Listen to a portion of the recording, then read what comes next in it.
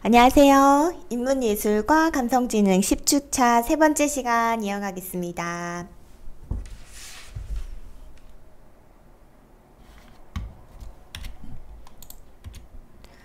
자, 외로움과 허무함 극복하기 나오죠?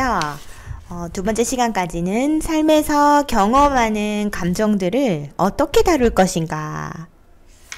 그 감정 중에서 두려움 극복하기, 또 실패로 인한 좌절감 극복하기, 그리고 이어서 우울과 불안 극복하기, 그리고 외로움과 허무함 극복하기, 죄책감 극복하기, 거부, 상실과 외상 극복하기, 이렇게 이어지는데요. 외로움과 허무함 극복하기부터 이어가도록 하겠습니다.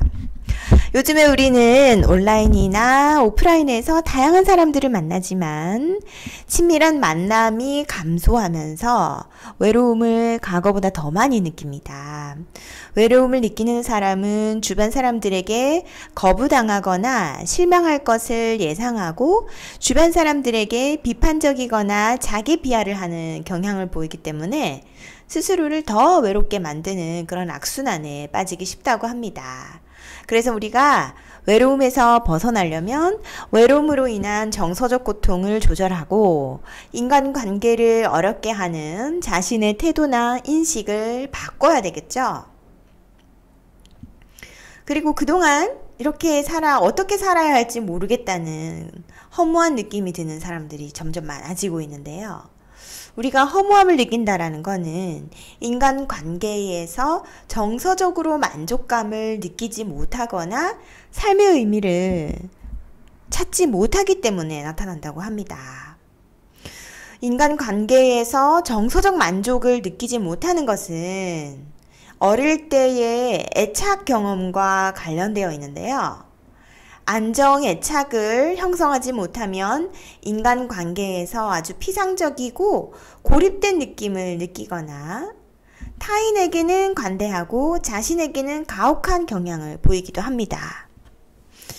불안 애착을 형성한 사람은 누군가에게 일방적으로 집착하고 의존하기 쉽고, 회피 애착을 형성한 사람은 거리감 때문에 타인과 친밀한 관계를 형성하지 못한다고 합니다. 허무함은 인간관계뿐 아니라 삶을 자신의 가치대로 살지 못해서 삶의 의미를 느끼지 못했거나 외상사건 때문에 무기력감을 경험했을 때도 나타날 수 있습니다. 자, 그럼 다음과 같은 활동으로 외로움과 허무함을 극복할 수 있다고 하는데요. 살펴보겠습니다. 부정적 색안경 벗기. 외로운 사람은 타인에게 거부당하고 실망할 것을 예상하고 방어적인 태도를 취하는 경향이 있기 때문에 사회적 상황에서 자신의 능력이나 가치를 평가절하하고 타인의 행동이나 의도를 부정적으로 받아들인다고 합니다. 이러한 부정적인 습관에서 벗어나려면 나를 대수롭지 않게 생각하겠지? 라고 하는 자기 비하의 목소리에 이름을 붙여서 흘려보내고 상대방의 행동이나 의도를 일단 긍정적으로 받아들이려는 습관. 아, 저 친구가 하는 말은 나에게 관심이 있다라는 뜻이야. 라는 훈련을 해야 합니다. 그 다음, 상대의 관점으로 바라보기. 외로운 사람들은 상대방의 감정에 공감하는 능력이 떨어지고 자신의 편견에 따라 세상을 바라보려고 하기 때문에 상대를 배려하지 못하고 기분을 상하게 할 수 있습니다. 그래서 어떤 말이나 행동을 하기 전에 잠시 멈추어서 내가 저 친구라면 어떻게 느꼈을까? 라는 것을 상상해보고, 아, 그렇게 생각한다면 나도 이렇게 말해야지 라고 하는 말이나 행동을 하는 습관. 상대방이라면 어떤 감정이나 생각을 할지 상상해보는 그런 습관을 갖는 것도 도움이 된다고 합니다. 다음, 사회적 연결고리 만들기. 자신을 고립시키는 습관에서 벗어나서 사회적 연결망을 회복하려고 노력해야 되는데요. 자신이 가진 취미를 공유할 수 있는 사람을 온라인이나 오프라인에서 찾아보고 누군가를 위해 봉사할 때 외로운 마음이 극복될 수 있기 때문에 봉사단체에 가입해서 봉사를 해보는 것도 외로움과 허무함을 극복할 수 있는 활동이 되겠습니다. 다음, 죄책감에서 벗어나기. 자, 죄책감은 불쾌한 감정이지만 도덕적으로 행동할 수 있도록 해서 가족이나 친구와의 인간관계를 보호하는 역할을 합니다. 죄책감은 어릴 때 부모의 양육 과정이나 또래와의 놀이 같은 경험을 통해서 배우게 되는데요. 죄책감 때문에 상처를 받는 이유는 죄책감을 느끼는 상대방에게 솔직하게 사과하지 못하기 때문이라고 합니다. 그래서 중립 단어나 슬픈 단어, 그리고 죄책감 같은 단어로 감정을 불러일으키고 물건을 선택하도록 했을 때 죄책감을 느낀 사람은 자신이 즐기는 물건을 선택하지 못한다고 하는데요. 진정한 사과로 죄책감에서 벗어날 수 있습니다. 진정한 사과가 이루어지지 않으면 풀리지 않은 감정 때문에 상대방도 서먹해하고 자신도 반추로 인한 자기 비난에 빠지기 쉬운데요. 상대방이 어떤 잘못을 했을 때 진정한 사과는 상대방의 이야기를 끝까지 들어주고 상대방의 심정에 충분히 공감해주고 자신의 잘못을 인정하고 사과해야 가능합니다. 그래서 화가 난 친구의 말을 끝까지 들어주고 그래, 남의 비밀을 말하는 것은 잘못된 일이야. 너가 화난 것은 당연해. 라고 친구의 심정에 충분히 공감해주고 내가 잘못했어. 이런 일은 다시 없을 거야. 미안해. 라고 잘못을 인정하고 사과할 수 있는 예시를 우리가 볼 수 있습니다. 죄책감을 일으키는 자기 비난. 자, 우리는 어떤 상황에서든 자신의 잘못을 찾아내서 자기 비난을 하면서 죄책감을 일으키기도 하는데요. 이 자기 비난은 우울해질 수 있고 삶이 무의미해지고 무력해질 수 있습니다. 그래서 자기 비난에서 자신을 지키려면 죄책감을 느꼈을 때 잠시 멈추고 마음 챙김을 통해서 자신의 생각과 거리를 두고 바라보면서 그 생각이 옳은지 판단하고 연민의 마음으로 자신을 위로합니다. 자, 그 다음 거부. 우리는 누군가에게 거부당할 때 마음의 고통을 느끼기도 하고 마음의 상처가 남기기도 하는데요. 거부당한다는 느낌은 자신의 왜곡된 생각일 수 있고 그리고 자신을 비난을 하면 마음의 상처가 더 커질 수 있습니다. 이 거부라는 것이 반드시 구성원의 직접적인 거부 때문만은 아니고 사회적 기술이 부족하거나 집단 문화 때문일 수도 있습니다. 그래서 거부로 인한 마음의 상처를 회복하려고 노력을 해야 되는데요. 다음과 같은 방법으로 거부로부터 자신을 지킬 수 있습니다. 연민의 마음으로 자기 가치 인식하기. 비판에 맞서기 위해서는 연민의 마음으로 자신을 바라봄으로써 자신이 가치 있는 것이 타인의 인정이나 사회적 가치가 아니라 자기 존재 때문이라는 것을 스스로 인식시켜야 합니다.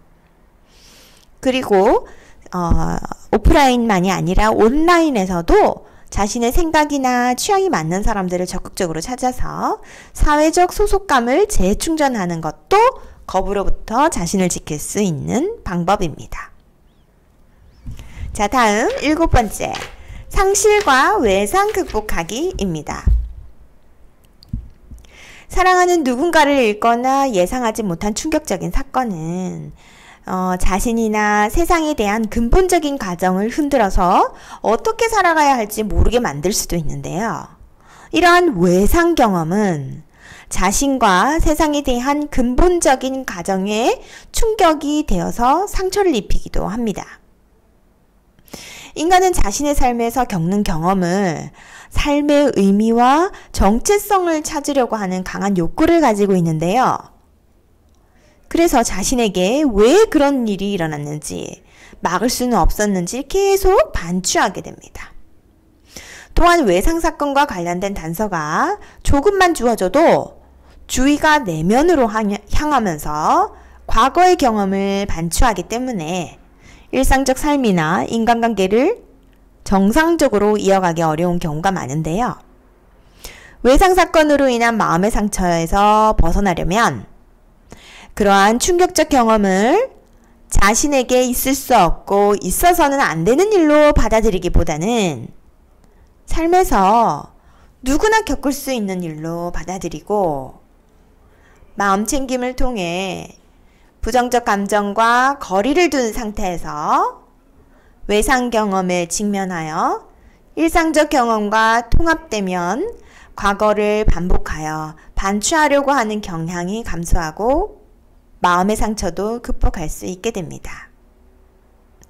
자신만의 방식대로 정서적 고통을 달래고 자아를 잃어버린 측면을 회복하고 또 그 비극에서 외상 경험을 극복하는 가장 효과적인 방법은 경험을 인생의 한 부분으로 받아들이고 새로운 삶의 의미를 발견하는 것인데요. 보통 고통스러운 외상 경험을 한 후 6개월 정도 지나면 외상 사건을 자기 인생의 일부로 받아들이고 거기에서 남은 인생에 대한 새로운 의미를 찾으려고 시도하게 됩니다. 그래서 다음과 같은 방법으로 상실과 외상으로 인한 상처를 극복할 수 있음을 살펴보았고요. 자, 이런 외상 사건 같은 경우에는 고통스러운 경험을 하고 나면 그것을 계속 반추하는 경향을 보이는데 이 반추 사고를 극복하려면 첫째, 사람들은 자신이 다르게 행동했다면 어떻게 되었을지를 반추하는 경향이 있는데요. 그것보다는 외상 사건은 되돌리기 어렵다는 것을 인정하고 새로운 삶의 의미를 찾아야 합니다. 둘째, 반추를 억제하려고 애쓰기보다 반추가 일어나려고 할 때 주의를 다른 데로 돌릴 수 있는 흥미있는 활동을 해서 반추 경향을 줄입니다. 자, 다음은 그림을 하나 보여드리고 싶은데요.